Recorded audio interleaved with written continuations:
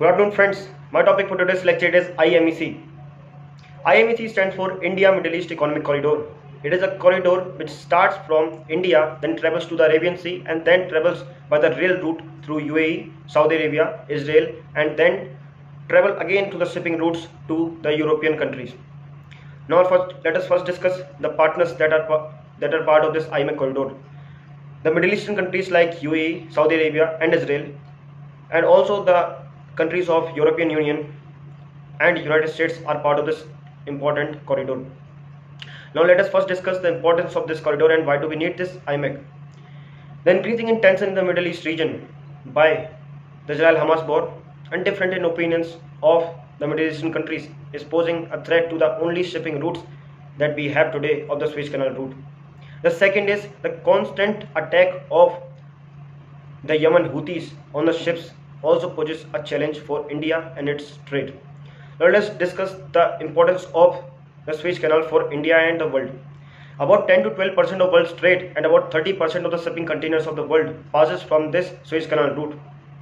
And about 65% of India's crude oil passes from this region. So it is important for India, and if this route has got any problem, we do not have any alternative route. The only alternative route we today have is that passes from the Cape of Good Hope and it encircles whole African continent and then goes towards the Europe, which adds about 8,000 odd kilometers to this whole route, and it gets a delay of about 15 to 20 days of the existing shipping time. So to save time, India and other countries have come with a new alternative, which is IMEC. Now coming on the benefits with IMEC, the main advantage of IMEC is it is a faster route, as about half of this corridor passes from the UAE and Israel, and it will be a high-speed rail corridor, so it will have faster speed than the existing corridor which uses the ships. Now the second is the strengthening in the relation between India, Middle East and US and European countries. With this advancement of this corridor, India will have good relation or the strengthening relations with these countries. Now the third point here is the existing route of Suez Canal has problems and it has been used from the last 150 years.